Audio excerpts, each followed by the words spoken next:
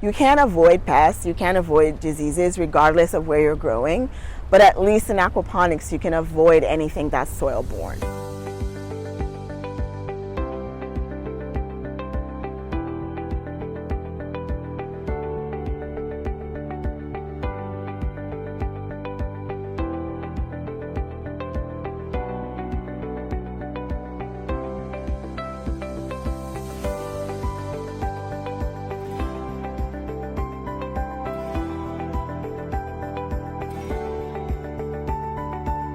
What makes aquaponics unique is that we are growing both fish and vegetables simultaneously. We're growing them together. So whatever interventions we make have to be beneficial for both.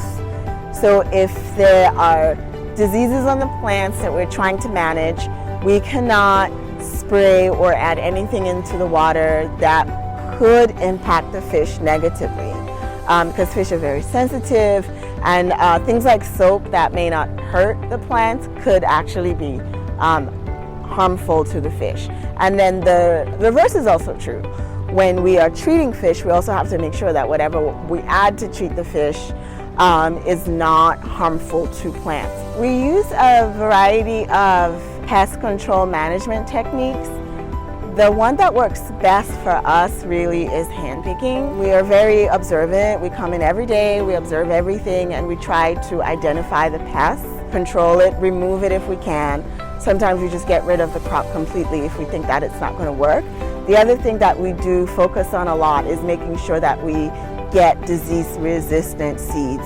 We typically start everything from seed. We don't purchase seedlings because when we purchase seedlings, we don't know what kind of seeds they are and where they come from.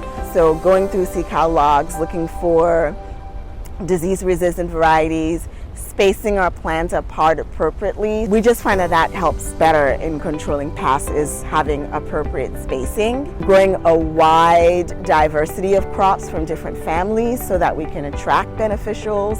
Letting herbs flower, which most folks don't typically do, but we let our herbs flower so that we can attract beneficials. If we do have to spray, we try to use things like, neem oil, organic soap often, or something, but we rarely do that. Compost tea is something else that we have applied in the past.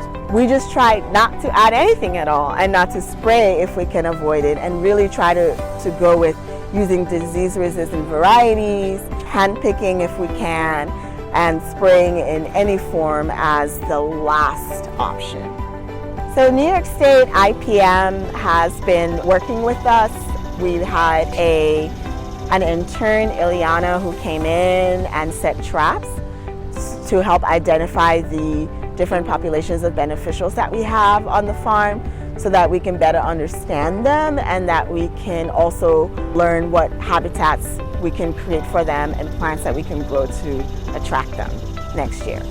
We have let go of the pressure to sell unblemished crops. We use that as an opportunity to educate our customers about, what it actually means to grow organically, the benefit of having a no spray policy on the farm. We talk about beneficials. We talk about how, because we want to attract beneficials, we try our best not to spray. We also talk about how, because we're growing in an aquaponics system, we really have to go beyond being organic and just do everything by hand and avoiding anything that could be potentially harmful to the fish. Crops that do well, exceptionally well, I should say, in our aquaponics system include things like lemongrass, mint, chives, onions. Onions always do incredibly well. Okra also actually does really well if we space properly. So that's a crop that I've learned requires really good spacing so that we don't end up with powdery mildew. Leafy greens do really well, like amaranth greens, celosi, which is mostly grown as an ornamental in the US, but eaten as an edible spinach in West Africa and in Southeast Asia. That does incredibly well with very little pests or diseases.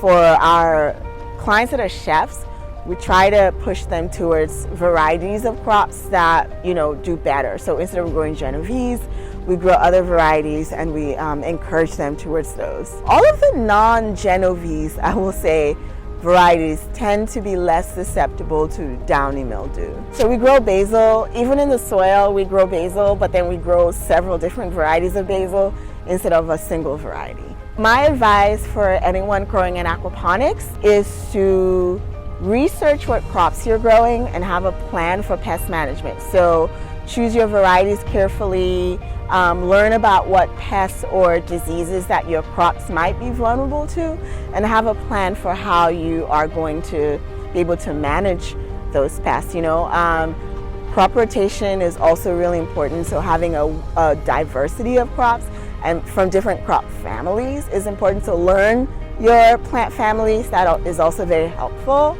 And I will say intercropping is also really good. Even growing from different varieties, really focus on getting disease-resistant varieties, starting all your seeds from scratch, not transferring from soil seedlings that are started in soil into the aquaponics system, because you will end up transferring soil-borne diseases into your system. Proper spacing is really important.